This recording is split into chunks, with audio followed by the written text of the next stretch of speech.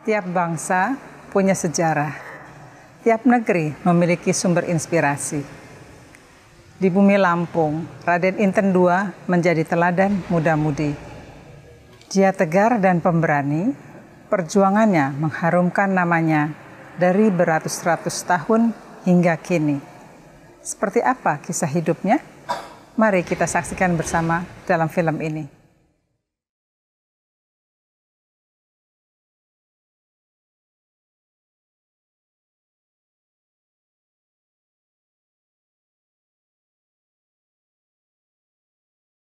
Raden Inten II ini bertanya kepada ibunya, "Induk, api ubat malu?"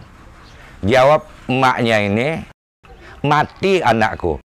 Awal mula pertama ngabiti perjuangan putra Lampung Perkasa lawai pahlawan Raden Inten ini. Sosok Raden Inten II adalah simbol perjuangan rakyat Lampung. Sejarah hidupnya terkait erat dengan jejak-jejak pergerakan yang pernah terjadi di tanah ini. Semangatnya membela negeri membuat namanya ditancapkan di beberapa tempat, seperti Jalan Raden Inten, Stadion Raden Inten, UIN Raden Inten, dan Bandara Raden Inten berdiri megah sebagai landasan sejarah ulun Lampung. Raden Inten II lahir pada 1834 di Dataran Ratu, wilayah sekitar Panengahan, Kalianda hari ini. Jika dirunut ke atas, watak pejuang yang dimilikinya bernasabkan pada penyebar Islam Banten, Syarif Hidayatullah. Syarif Hidayatullah itu dari Cirebon, datang ke Lampung di Keratuan Pugung, kawin dengan seorang putri bernama Putri Sinar Alam. Putri Sinar Alam ini mempunyai anak dikenal dengan Minak Gejala Ratu. Kemudian nama aslinya adalah Muhammad Haji Saka. Dia dikenal dengan nama Ratu Darah Putih. Menurut cerita, pada waktu Minak Gejala Ratu ini pergi ke Cirebon, sampai di sana Syarif Hidayatullah ini mengatakan bahwa anaknya pernah datang.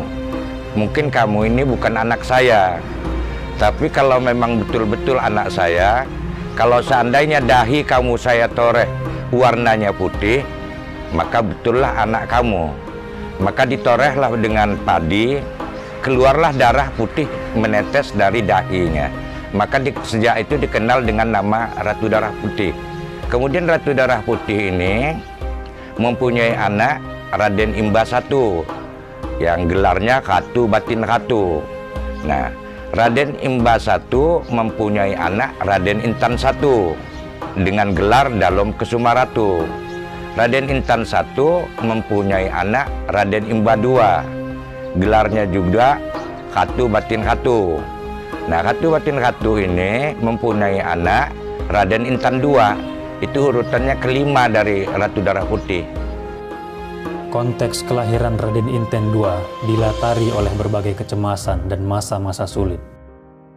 Ibunya, istri dari Raden Imba II, mengandung sang bayi tatkala suaminya diasingkan Belanda ke Pulau Timor pada 1834.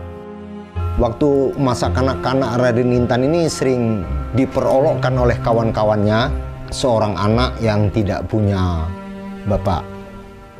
Maka nanti dia bertanya kepada ibunya ketika dia mulai menginjak agak remaja, dia bertanya tentang siapa bapaknya itu sendiri. Nah, maka dari cerita ibu ini nanti bahwa bapaknya itu adalah Raden Imba, keturunan daripada seorang raja pemegang pemerintahan yang ada pada waktu pada Keratuan Darah Putih yang ada di Lampung, dan dipenjarakan oleh Belanda, diekstermin oleh Belanda ke Timor di sana dan tidak kembali lagi. Itulah jadi ada bapak kamu.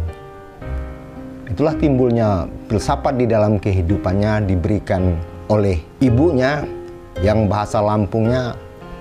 Raden Inten bertanya nanti kepada ibunya, "Mak," katanya, apa? Kalau bahasa Lampungnya api. Api obat malu. Apa obat malu? Maka ibunya hanya bilang mati.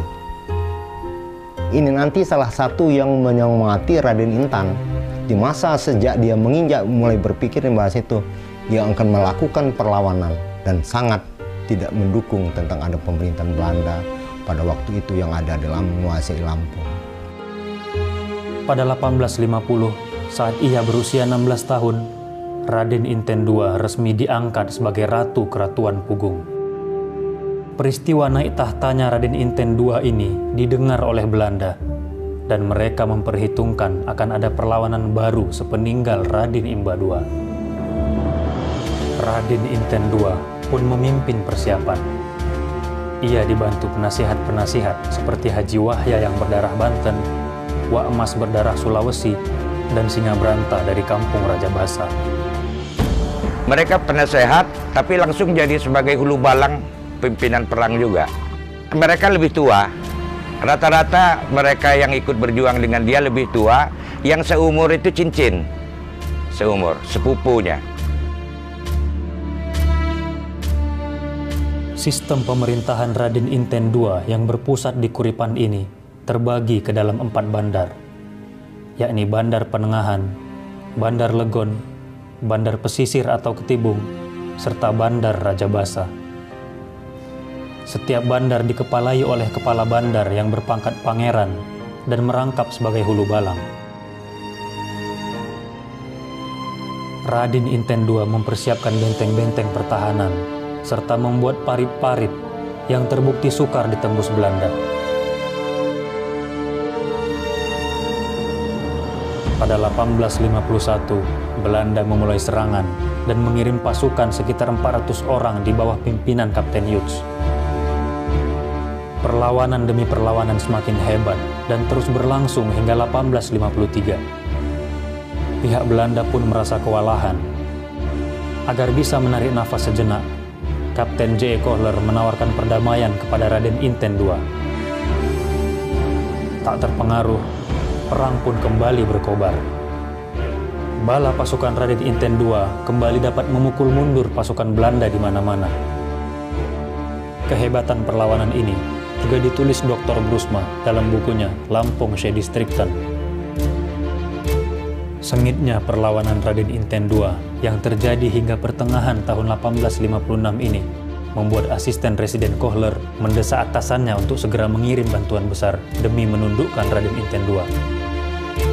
Bala bantuan pun datang dan dikomandoi Kolonel Wilson. Pendaratan dimulai pada 10 Agustus 1856 di daerah Pulau Sikepal, sekitar Teluk Tanjung Tua.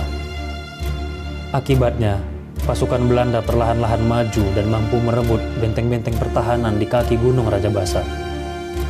Mereka mencapai puncak Gunung Raja Basa yang merupakan basis pasukan Raden Inten II.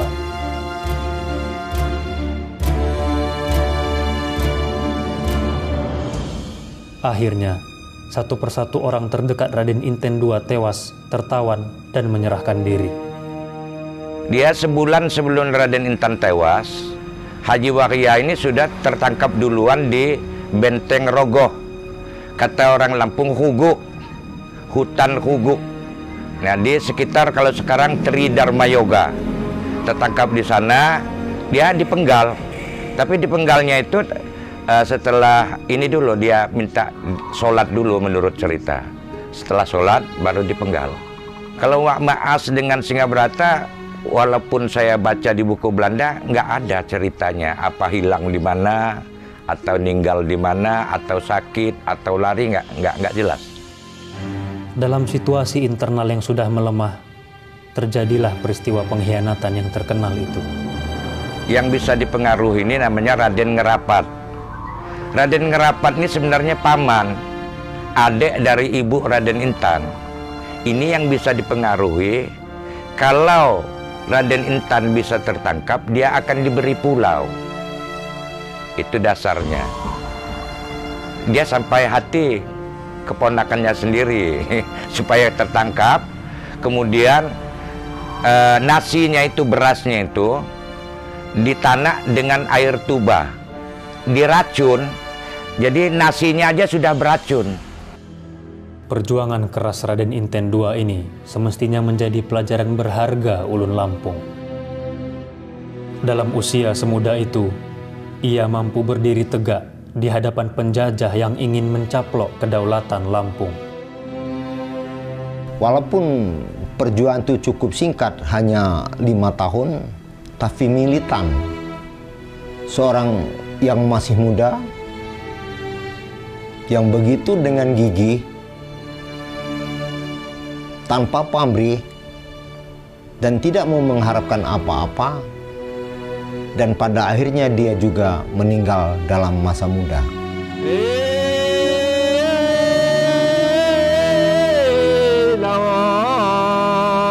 Balak do cita-cita degak kon kebenaran najin naruh kon nyawa